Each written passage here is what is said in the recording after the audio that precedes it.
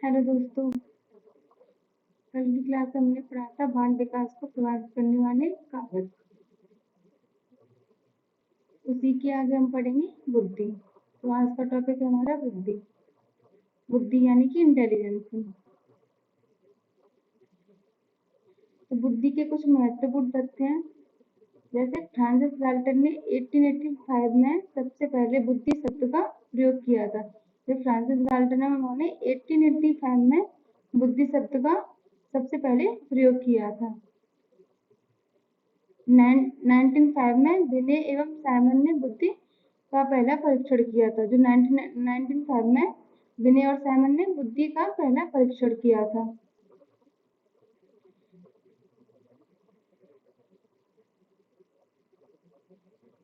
Nineteen 1908 में सर्वप्रथम मानसिक आयु का शब्द का प्रयोग विनय ने किया था। 1908 में सबसे पहले मानसिक आयु शब्द का प्रयोग विनय के द्वारा किया गया था। 1911 में विनय ने सोशल एज का संप्रत्यय दिया था। 1911 में विनय ने सोशल एज का संप्रत्यय दिया। 1912 में स्टर्न एवं कोहलमान ने बुद्धि लब्धि का सूत्र बताया था। जो बुद्धि लब्धि का सूत्र है मानसिक आयु बट्टे वास्तविक आयु, वो सबसे पहले स्टर्न एवं कोहलमान ने दिया था। बुद्धि लब्धि का सूत्र MA/CA। IQ का कॉन्सेप्ट विलियम स्टर्न के द्वारा दिया गया था। 1917 में टर्मन द्वारा बुद्धि लब्धि का सूत्र का जो संशोधित रूप था वो आया था 1997 में। जो स्टर्न ने दिया था 1912 में, उसका संशोधन करके 1916 में टर्मन ने बुद्धि लब्धि का सूत्र दिया था। बुद्धि लब्धि का सूत्र है मानसिक आयु अपॉन वास्तविक आयु इंटू 100। इसमें क्या किया है कि जो टर्मन है उन्होंने इंटू 100 को जोड़ दिया है। पहले जो स्टर्न ने दिया था 1912 में, उसमें था मानसिक आयु बट्टे वास्तविक आयु। लेकिन जो 1916 में संशोधित रूप आया था बुद्धि लब्धि का सूत्र का, जो टर्मन ने दिया था, उसमें इंटू 100 को जोड़ दिया गया था। अब सूत्र बन गया है मानसिक आयु अपॉन वास्तविक आयु इंटू 100। ये हो गया बुद्धि लब्धि का सूत्र MA/CA इंटू 100। बुद्धि मापन के जन्मदाता टर्मन को कहा जाता है। जिन्होंने बुद्धि मापन के जन्मदाता है टर्मन। बुद्धि की कुछ परिभाषाएं हैं। बुद्धि की परिभाषाएं। मन के द्वारा मन ने कहा है कि नवीन परिस्थितियों को झेलने की मस्तिष्क की नमनीयता बुद्धि कहलाती है। रॉस ने कहा है कि नवीन परिस्थितियों से चेतन अनुकूलन ही बुद्धि है। नवीन परिस्थितियां हैं उनसे चेतन अनुकूलन ही हमारी बुद्धि कहलाती है। ये कहा है रॉस ने। बर्ट के द्वारा कहा गया कि बुद्धि अच्छी तरह निर्णय करने, समझने एवं तर्क करने की योग्यता है। ये कहा है बर्ट द्वारा। टर्मन ने कहा है बुद्धि अमूर्त विचारों के बारे में सोचने की योग्यता है। बुद्धि क्या है? अमूर्त विचारों के बारे में सोचने की एक योग्यता है। ये कहा है टर्मन ने। विनय ने कहा है कि बुद्धि इन चार शब्दों में निहित है। वो कौन कौन से चार शब्द हैं?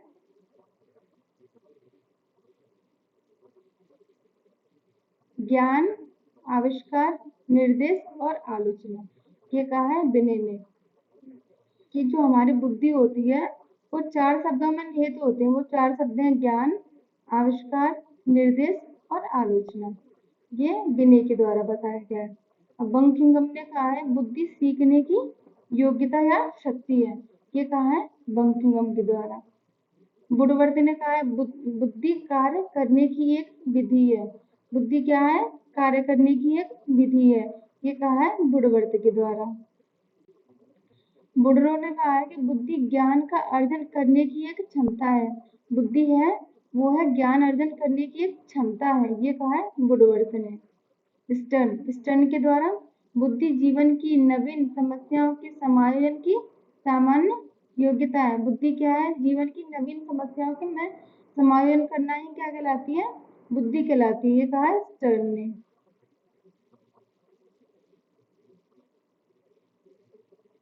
अब हम पढ़ेंगे गाल्टन। गाल्टन ने क्या कहा है बुद्धि के बारे में। तो गाल्टन कहते हैं बुद्धि पहचानने तथा सीखने की शक्ति है। बुद्धि क्या है? पहचानने और सीखने की शक्ति क्या है? बुद्धि कहलाती है। ये कहा है गाल्टन ने। थॉर्नडाइक कहते हैं कि सत्य या तथ्य के दृष्टिकोण से उत्तम प्रतिक्रियाओं की शक्ति ही बुद्धि है। थॉर्नडाइक कहते हैं सत्य या तथ्य के दृष्टिकोण से उत्तम प्रतिक्रियाओं की शक्ति ही बुद्धि कहलाती है। ये कहा है थॉर्नडाइक द्वारा। अब हम पढ़ेंगे बुद्धि की विशेषताएं कि बुद्धि की क्या क्या विशेषताएं होती हैं।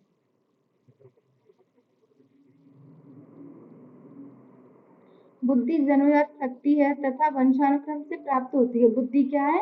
हमारी जन्मजात शक्ति होती है, हमें जन्मजात ही प्राप्त होती है बुद्धि, और तथा वंशानुक्रम से प्राप्त होती है। ये बुद्धि जन्मजात होती है और वंशानुक्रम से हमें प्राप्त होती है। सेकंड पॉइंट, बुद्धि वंशानुक्रम एवं वातावरण दोनों से ही प्रभावित होती है। जो बुद्धि होती है उसका वंशानुक्रम एवं वातावरण दोनों का ही उस पर प्रभाव पड़ता है हमारी बुद्धि पर। थर्ड पॉइंट है बुद्धि का विकास जन्म से लेकर लगभग किशोरावस्था के मध्यकाल तक पूरा हो जाता है। बुद्धि का जो विकास होता है वो हमारे जन्म से लेकर किशोरावस्था तक ज्यादातर पूरा हो जाता है। अगला पॉइंट है बुद्धि एक इकाई न होकर कई इकाइयों का समूह है। बुद्धि कोई एक इकाई नहीं है, कोई एक तत्व नहीं है, ये कई इकाइयों का समूह होती है। ये बात, ये बुद्धि एक इकाई न होकर के कई इकाइयों का समूह होता है। अगला पॉइंट है बुद्धि नवीन परिस्थितियों से सामंजस्य करने का गुण प्रदान करती है। जो बुद्धि होती है वो हमारी जो नई परिस्थितियां होती हैं उनसे सामंजस्य करने का एक गुण प्रदान करती है। बुद्धि मूर्त अनुभवों से लाभ उठाने की एक योग्यता है। बुद्धि के द्वारा समस्याओं का समाधान किया जाता है। जो हमारी समस्याएं होती हैं उनका समाधान हम बुद्धि के द्वारा करते हैं। बुद्धि 16 या 18 वर्ष की आयु तक चरम सीमा तक पहुंच जाती है। जो बुद्धि का विकास होता है वो 16 या 18 वर्ष की आयु तक पूरा हो जाता है।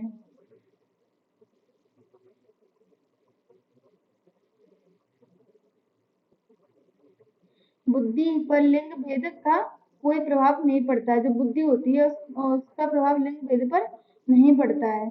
बुद्धि के द्वारा अमूर्त चिंतन किया जाता है। जो हम अमूर्त चिंतन कर पाते हैं, सोच पाते हैं, सारी चिंतन कर पाते हैं, नई नई तरह की चीजें सोच पाते हैं, वो सब बुद्धि के द्वारा ही हो पाता है। अब पढ़ेंगे बुद्धि के प्रकार।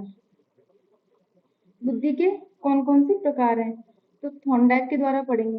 थॉर्नडाइक ने बुद्धि के 3 प्रकार माने हैं। जो थॉर्नडाइक हैं मनोवैज्ञानिक, उन्होंने बुद्धि के 3 प्रकार माने हैं। कौन सा? मूर्त बुद्धि, दूसरा अमूर्त बुद्धि, तीसरा सामाजिक बुद्धि। अमूर्त बुद्धि क्या है कि अमूर्त बुद्धि इसे गामक या यांत्रिक बुद्धि भी कहती हैं। ये किसमें पाई जाती है? जैसे कारीगर हुए, इंजीनियर हुए, इनमें मूर्त बुद्धि पाई जाती है। अमूर्त बुद्धि किन किन में पाई जाती है? कवि, साहित्यकार हुआ, चित्रकार हुए, डॉक्टर, वकील, इन सब में अमूर्त बुद्धि पाई जाती है। सामाजिक बुद्धि होती है, व्यवसायी होते हैं, कूटनीतिज्ञ होते हैं, राजनेता होते हैं, मंत्री, सामाजिक कार्यकर्ता, इनके अंदर सामाजिक बुद्धि पाई जाती है। तो ये हो गया थॉर्नडाइक का वर्गीकरण। जो थॉर्नडाइक ने बुद्धि को 3 प्रकार माने हैं वो है मूर्त बुद्धि, अमूर्त बुद्धि और सामाजिक बुद्धि। ये हो गए बुद्धि के प्रकार। अब हम पढ़ेंगे बुद्धि के सिद्धांत। बुद्धि के सिद्धांत कौन कौन से हैं? बुद्धि के सिद्धांत पहला है बहुबुद्धि सिद्धांत, जिसे दिया था हार्वर्ड गार्डनर ने 1983 में। बहुबुद्धि के सिद्धांत को दिया था गार्डनर ने 1983 में। इनकी पुस्तक है, एक बुक है मल्टीपल इंटेलिजेंसी। इस मल्टीपल इंटेलिजेंसी में जो बुक है इनकी, इसमें बुद्धि के 7 प्रकार बताए गए हैं। बुद्धि 7 प्रकार की बुद्धि बताई गई है इनकी बुक में। 1998 में 8वां प्रकार जोड़ा गया था बुद्धि का, और वो बुद्धि का प्रकार है प्रगतिवादी। जो प्रगतिवादी बुद्धि है वो 8वां प्रकार है। कब जोड़ा गया था? 1998 में। 2000 यानी कि 2000 में 9वां प्रकार जोड़ा गया था बुद्धि का, और वो बुद्धि का प्रकार है अस्तित्ववादी। अस्तित्ववादी बुद्धि 9वां प्रकार है जो जोड़ा गया था 2000 में। अब इनकी बुद्धि है, कौन कौन सी बुद्धि है, तो उन सबको हम डिटेल में पढ़ेंगे। पहली है भाषाई बुद्धि। भाषाई बुद्धि, भाषाई बुद्धि किस किस के अंदर होती है? कवि, लेखक, पत्रकार, साहित्यकार, व्याख्याता, गीतकार और वकील, इन सब में भाषाई बुद्धि पाई जाती है। दूसरा है तार्किक बुद्धि। तार्किक बुद्धि वैज्ञानिक और गणितज्ञ होते हैं, उनके अंदर पाई जाती है। तीसरा है सांगीतिक बुद्धि। सांगीतिक बुद्धि होती है संगीतकार, वायलिन वादक, अन्य वादक, उनमें सब में क्या पाई जाती है? सांगीतिक बुद्धि।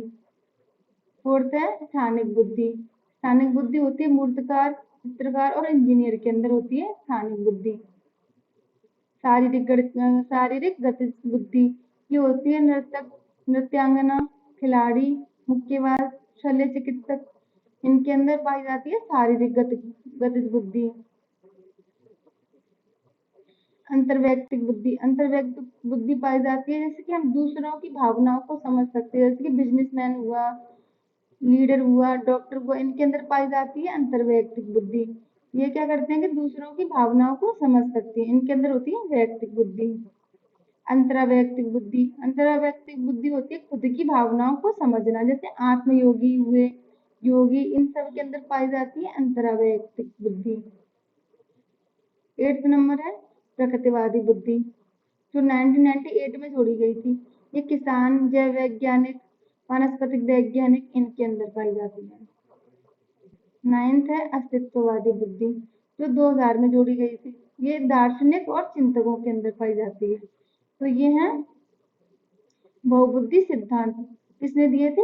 गार्डनर ने दिए थे, 1983 में दिए थे।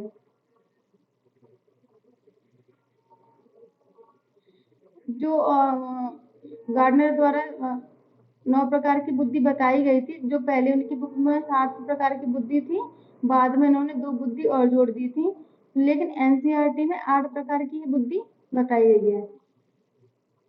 एनसीईआरटी में बुद्धि के 8 प्रकार ही बताए गए हैं। अब दूसरा सिद्धांत है बुद्धि का एक तत्व सिद्धांत। एक तत्व सिद्धांत दिया था 1911 में बिने ने। इसमें ये बुद्धि केवल एक ही तत्व से बनी होती है, इसीलिए इसे एक तत्व सिद्धांत कहते हैं बुद्धि का, क्योंकि इसमें केवल एक ही तत्व होता है। बिने ने कहा है कि बुद्धि केवल एक ही तत्व से बनी है, इसीलिए इसे एक तत्व सिद्धांत कहते हैं। सभी क्षेत्रों में एक ही बुद्धि का प्रयोग किया जाता है, कि जितने भी क्षेत्र होते हैं सब में एक ही बुद्धि का प्रयोग किया जाता है, ऐसा कहने वाले थे बिने। अगला पॉइंट है बुद्धि का द्वितत्व सिद्धांत। बुद्धि का द्वितत्व सिद्धांत क्या है? जो 1904 में दिया गया था स्पीयरमैन द्वारा। बुद्धि का द्वितत्व सिद्धांत दिया था स्पीयरमैन ने 1904 में।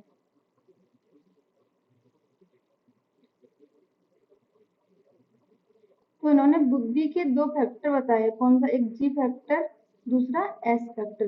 जी यानी कि सामान्य योग्यता, एस यानी कि विशिष्ट योग्यता। सामान्य योग्यता जो सभी में पाई जाती है, विशिष्ट मतलब हर किसी में नहीं पाई जाती है, ये विशिष्ट होते हैं, उनमें ही विशिष्ट योग्यता पाई जाती है, एस फैक्टर होता है ये।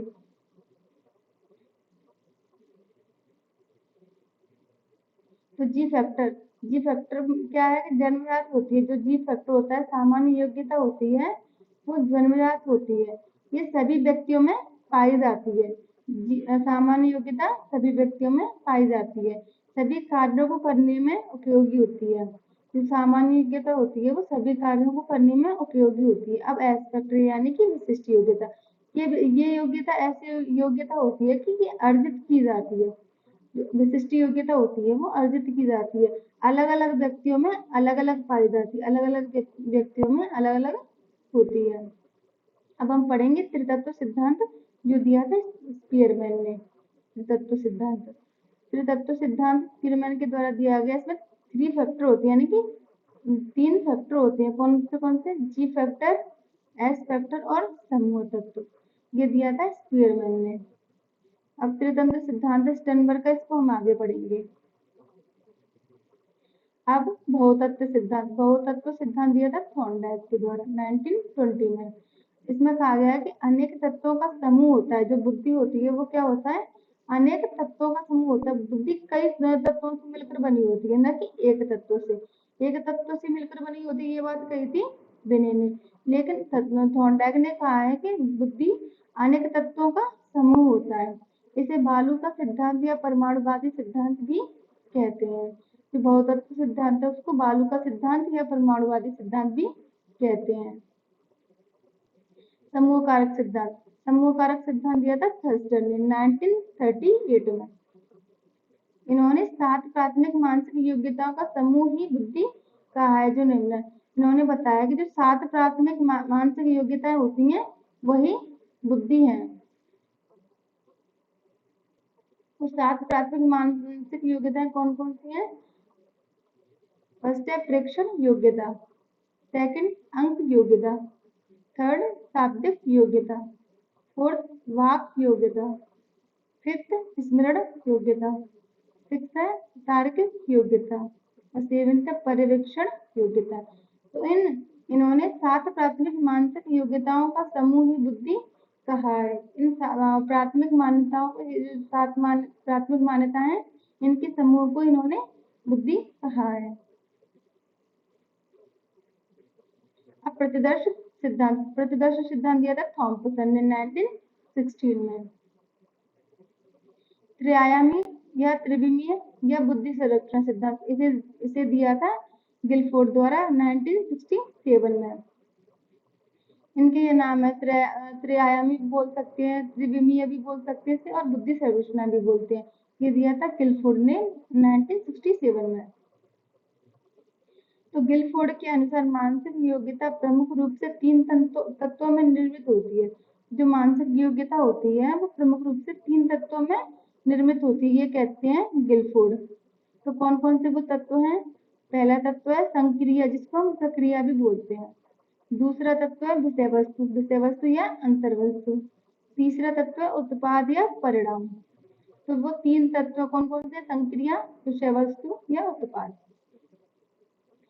कुछ इंपॉर्टेंट पॉइंट है, जैसे गिलफोर्ड ने 1967 में डिब्बे के आकार का एक मॉडल प्रस्तुत किया जिसका नाम बुद्धि संरचना मॉडल रखा।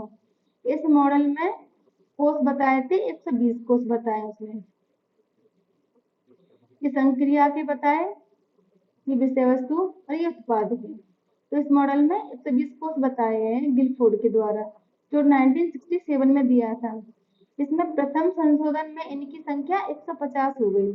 प्रथम संशोधन में इनकी संख्या कितनी हो गई? 150 हो गई। वर्तमान में यह संख्या 180 है। वर्तमान में यह संख्या 180 है, जो दी गई थी 1988 में। 1988 से इनकी संख्या कितनी हुई है? 180 हुई, जो कि वर्तमान में भी 180 ही है। अब हम पढ़ेंगे मानसिक बुद्धि। जो गिलफोर्ड ने 3 तत्व बताए थे, 3 तत्व बताए थे, संक्रिया, विषय वस्तु और उत्पाद। इनको हम पढ़ेंगे डिटेल में। तो पहले मानसिक बुद्धि के ये 3 तत्व हैं, संक्रिया, विषय वस्तु और उत्पाद। तो संक्रिया क्या क्या है? जैसे संज्ञान, स्मृति लेखन। संक्रिया के कौन कौन से पद हैं? ये संक्रियाओं के पद हैं। संज्ञान हुआ, स्मृति लेखन, स्मृति धारण, अभिसारी चिंतन। अभिसारी चिंतन होता है कि अलग अलग चीजों से एक पॉइंट पर आना। जैसे कि अलग अलग सोच होती है लेकिन एक ही पे आके मिलती है, वो होता है अभिसारी चिंतन। और एक एक सोच जो अलग अलग तरीके से हम सोच सकते हैं, वो होता है अपसारी चिंतन।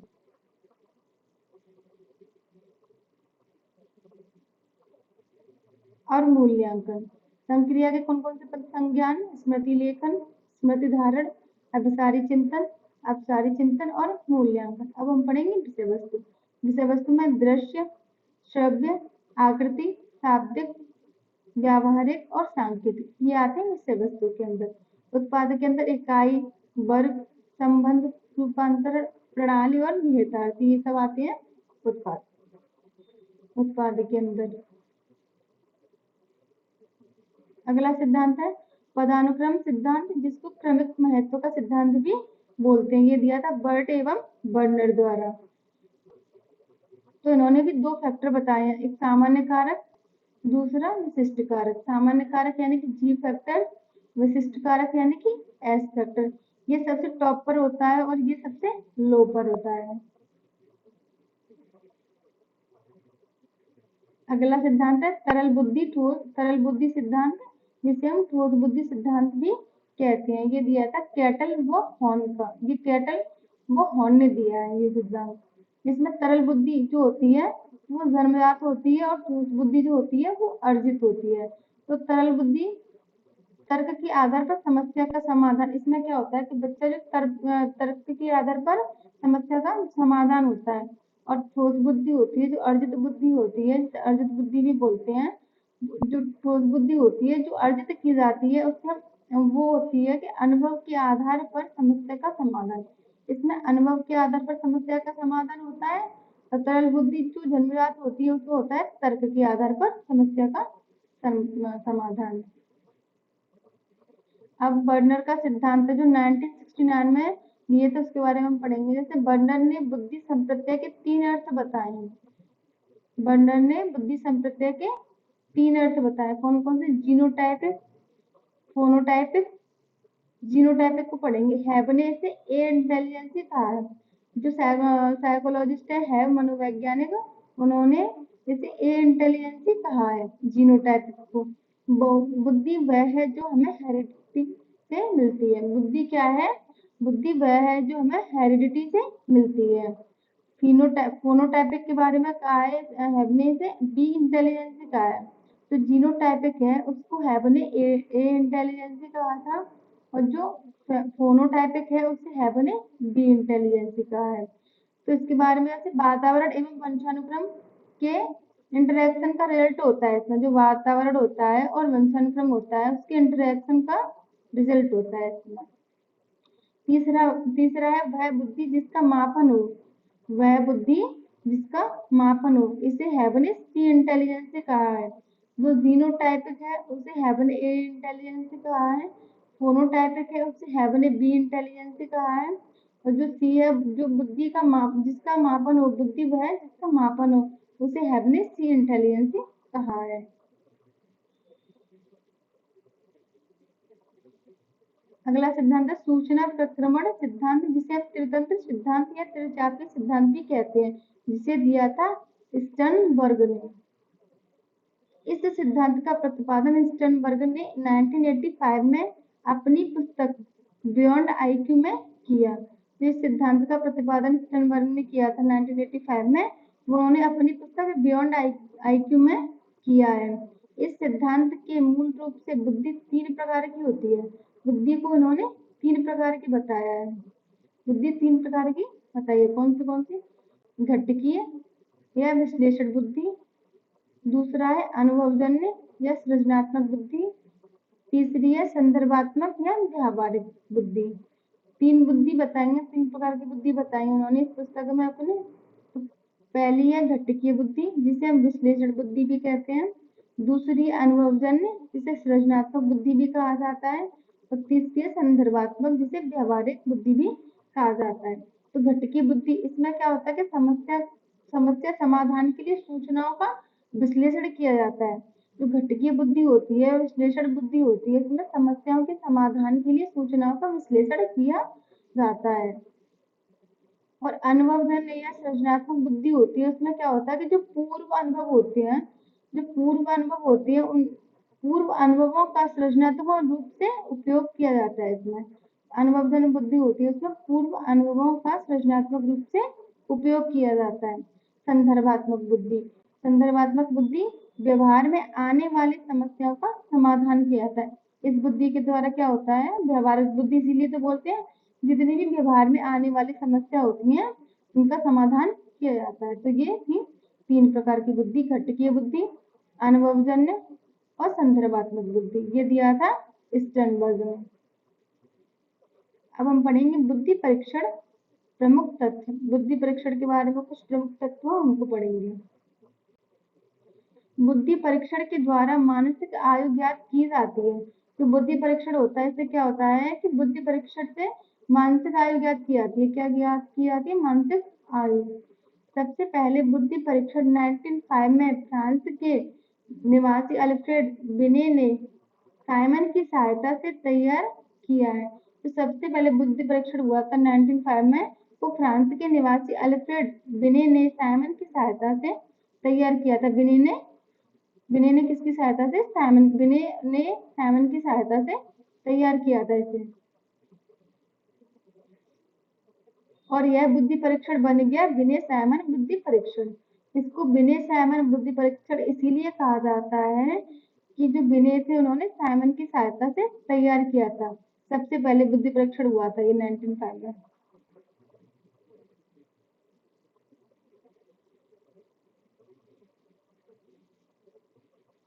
बिने साइमन बुद्धि परीक्षण कहलाया इसीलिए ये। अगला पॉइंट है, यह परीक्षण 3 से 15 वर्ष के बच्चों के लिए तैयार किया गया था। ये जो परीक्षण तैयार किया था बिने साइमन ने, वो 3 से 5 वर्ष के बच्चों के लिए तैयार किया था। 3 से 5 वर्ष के बच्चों के लिए था ये परीक्षण। इसमें प्रश्नों की संख्या 30 थी। प्रश्नों की संख्या इसमें 30 थी। इसी परीक्षण में पहला संशोधन 1908 में व दूसरा संशोधन 1911 में किया गया। ये जो परीक्षण हुआ था, जो बिने साइमन ने परीक्षण किया था बुद्धि परीक्षण, इसमें पहला संशोधन हुआ था 1908 में और दूसरा संशोधन हुआ था 1911 में। अब इसमें प्रश्नों की संख्या 59 हो गई। पहले कितनी थी? 30 थी, अब हो गई 59 1911 में। 1916 में अमेरिका के स्टैनफोर्ड विश्वविद्यालय में टर्मन की अध्यक्षता में बिने साइमन बुद्धि परीक्षण में संशोधन किया गया तथा संशोधित परीक्षण कहलाया स्टैनफोर्ड बिने परीक्षण या टर्मन बुद्धि परीक्षण।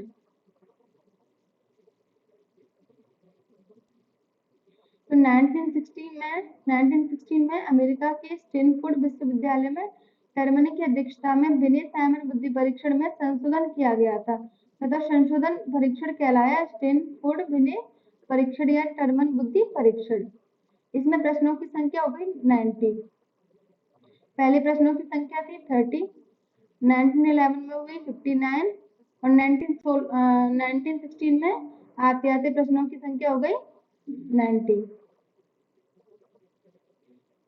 भारत में सबसे पहले बुद्धि परीक्षण 1922 में इजी कॉलेज लाहौर के प्रिंसिपल डॉक्टर C.H. राइस के द्वारा बनाया गया। तो भारत में सबसे पहला बुद्धि परीक्षण तैयार किया गया था वो 1922 में इजी कॉलेज लाहौर के प्रिंसिपल डॉक्टर C.H. राइस के द्वारा किया गया था, तैयार किया था इन्होंने। अब हम पढ़ेंगे बुद्धि परीक्षण। बुद्धि परीक्षण कितने प्रकार का होता है? 2 प्रकार का होता है, एक व्यक्तिगत, एक सामूहिक। अब व्यक्तिगत और सामूहिक दोनों ही परीक्षण शाब्दिक होते हैं और अशाब्दिक भी होते हैं। तो शाब्दिक में क्या आ जाता है? इसमें क्या होता है? शब्दों का प्रयोग किया जाता है, लिखकर या बोलकर। शाब्दिक परीक्षण में होता है कि शब्दों का प्रयोग होगा, लिखकर करेंगे या बोलकर कर सकते हैं। अशाब्दिक परीक्षण में होगा, अलग अलग भाषी होते हैं, इसमें अलग अलग भाषाओं का यूज किया जाता है और अनपढ़ आते हैं, अनपढ़। संस्कृति मुक्त परीक्षण होता है ये, जो पढ़ नहीं सकते ना, अलग अलग भाषी होते हैं जो पढ़ नहीं सकते, उनके लिए होता है अशाब्दिक बुद्धि परीक्षण। ये संस्कृति मुक्त परीक्षण होता है। अब हम पढ़ेंगे बुद्धि लब्धि की सारणी, जो टर्मन द्वारा दी गई है, उस सारणी को पढ़ेंगे जिसे टर्मन ने दिया है। ये बुद्धि लब्धि है, ये बुद्धि वर्ग है। जो 70 से कम होती है वो आते हैं, जो 70 से कम होते हैं, बुद्धि लब्धि जिनकी 70 से कम होती है वो होते हैं मूर्ख, मूर्ख श्रेणी में आते हैं, उनकी वो मूर्ख कहलाते हैं। 70 से 79 के बीच में होती है ना, 70 से 79 के बीच में होती है जिनकी बुद्धि, वो होती है निर्मल बुद्धि, वो होती है निर्मल बुद्धि या क्षीण बुद्धि कही जाती है। 80 से 89 के बीच में जिनकी बुद्धि होती है वो मंद बुद्धि या पिछड़ी बुद्धि कहलाती है। 90 से 109 के बीच में जो होती है ना, 90 से 109 के बीच में जो बुद्धि होती है वो कहलाती है सामान्य औसत बुद्धि। 110 से 119 के बीच में बुद्धि होती है वो कहलाती है उच्च या तीव्र या उच्च बुद्धि। 120 से 139 के बीच में जो बुद्धि होती है वो कहलाती है प्रखर बुद्धि या श्रेष्ठ बुद्धि। और 140 से अधिक यानी 140 प्लस होती है वो कहलाते प्रतिभाशाली या अतिश्रेष्ठ बुद्धि। एक बार फिर से पढ़ेंगे हम। 70 से कम बुद्धि होती है वो मूर्ख बुद्धि, मतलब मूर्ख होते हैं, वो मूर्ख के अंदर आते हैं। 70 से 79 के बीच में होती है वो होती है निर्मल बुद्धि या क्षीण बुद्धि। 80 से 89 के बीच में होती है वो मंद बुद्धि या पिछड़ी बुद्धि कहलाती है। 90 से 109 के बीच में होती है वो सामान्य या औसत बुद्धि कहलाती है। 110 से 119 के बीच में होती है वो तीव्र बुद्धि या उच्च बुद्धि कहलाती है। 120 से 139 के बीच में होती है उसे प्रखर बुद्धि या श्रेष्ठ बुद्धि कहते हैं। जो 140 प्लस होती है वो होती है प्रतिभाशाली या अतिश्रेष्ठ बुद्धि। ये वर्गीकरण ये दिया है टर्मन द्वारा। ये जो बुद्धि लब्धि सारणी है वो टर्मन के द्वारा दी गई है। कुछ बुद्धि जैसे कि बताई गई है कि 25 से कम होती है वो जड़ बुद्धि, 25 से 25 से 49 के बीच में आती है वो मूढ़ बुद्धि, 50 से 69 के बीच में आती है वो मूर्ख होती है।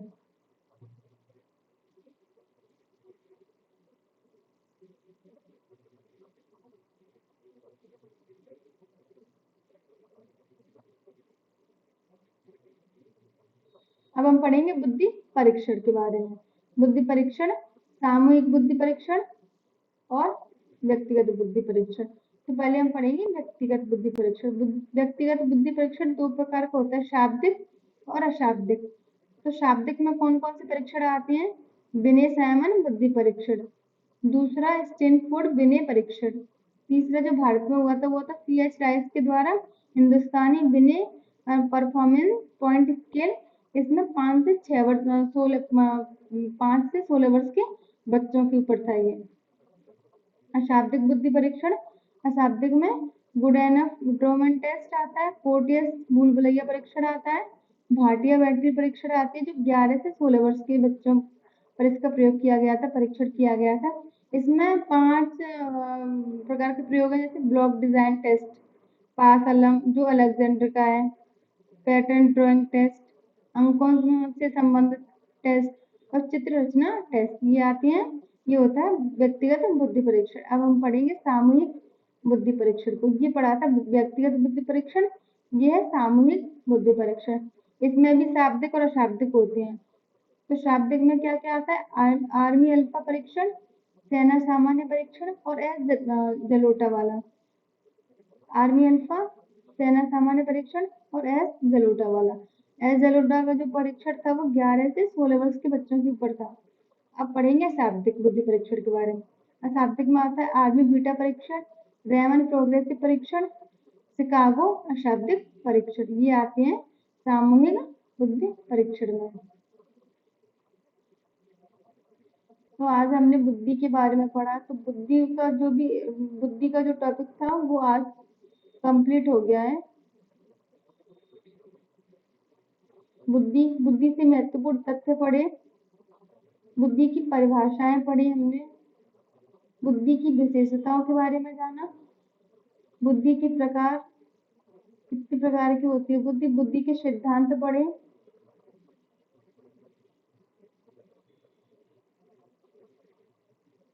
बुद्धि परीक्षण के प्रमुख तथ्य और बुद्धि परीक्षण और बुद्धि परीक्षण की सारणी, व्यक्तिगत बुद्धि परीक्षण और सामूहिक बुद्धि परीक्षण। तो आज हमने बुद्धि का जो टॉपिक है वो पूरा कंप्लीट कर लिया। कल हम पढ़ेंगे व्यक्तित्व यानी कि पर्सनैलिटी।